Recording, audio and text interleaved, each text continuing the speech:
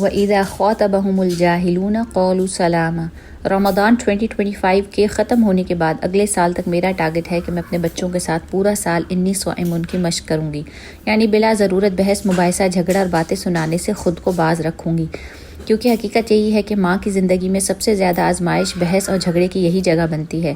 باہر کے لوگوں کے ساتھ تو انسان صبر اور برداشت کر لیتا ہے، لیکن اپنے بچوں کی کسی بات پر غصہ آ جانا، ان کی ضد، غلطی یا بدتمیزی پر بار بار سمجھاتے رہنا، انا کی چوٹ لگنا، تکرار کرنا، یہ سب ماں کے مزاج کا حصہ بن جاتا ہے، اور اسی دوران انسان اپنے نفس اور انا پر قابو نہیں رکھ پاتا اور بلا ضرورت تکرار کے ساتھ بس بحث کرتا رہتا ہے، طعنے دیتا رہتا ہے، اور بچے خود کو ڈیفینڈ کرتے رہتے ہیں۔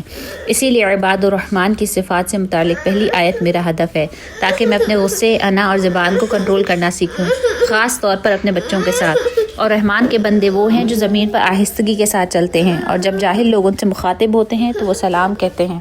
یہ رحمان کے وہ خاص بندے ہیں جو اللہ تعالیٰ کے محبوب ہیں، اگرچہ اللہ کی ساری مخلوق اس کی بندگی میں ہے، مگر یہاں ان بندوں کا ذکر ہے جو اللہ کے خاص پسندیدہ مقرب ہیں، جو اس کی اطاعت اور رضا کے طالب ہیں۔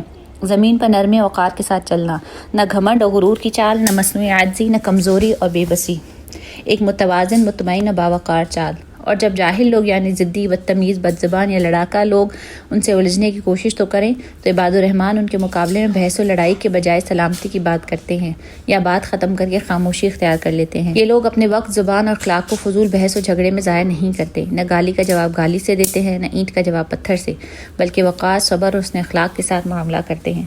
رسول اللہ صلی اللہ علیہ وسلم نے فرمایا، میں جنت کے کنارے پر گھر کی ضمانت دیتا ہوں اس شخص کے لیے جو جھگڑا چھوڑ دے، چاہے حق پر ہی کیوں نہ ہو، اور جنت کے درمیان میں گھر کی ضمانت دیتا ہوں اس کے لیے جو جھوٹ کو چھوڑ دے، چاہے مذاق ہی کیوں نہ ہو، اور جنت کے سب سے اعلیٰ مقام پر گھر کی ضمانت دیتا ہوں اس کے لیے جو اپنے اخلاق اچھے بنا لے۔ امام احمد بن حنبل رحمہ اللہ کے پاس ایک شخص آیا اور انہیں برا بھلا کہنے لگا۔ شاگردوں نے کہا اب جواب دیں، تو انہوں نے کہا اللہ کی قسم اگر میں جواب دوں گا تو پھر قرآن کی آیت کہاں جائے گی؟ اور جب جاہل ان سے مخاطب ہوتے ہیں تو وہ کہتے ہیں سلام۔ یقیناً جھگڑا جب بڑھتا ہے تو نوبت فساد اور خرابی تک جا سکتی ہے، جبکہ اسلام عافیت و سلامتی کا دین ہے۔ جھگڑوں سے بچنا، خاموشی اختیار کرنا اور اپنے اخلاق کو سنوارنا دین کا اصل حسن ہے۔ اللہ سبحانہ تعالیٰ ہمیں عباد الرحمن میں شامل فرما دے، آمین۔ یہ سبق معین القرآن 38 سے ماخوذ ہے۔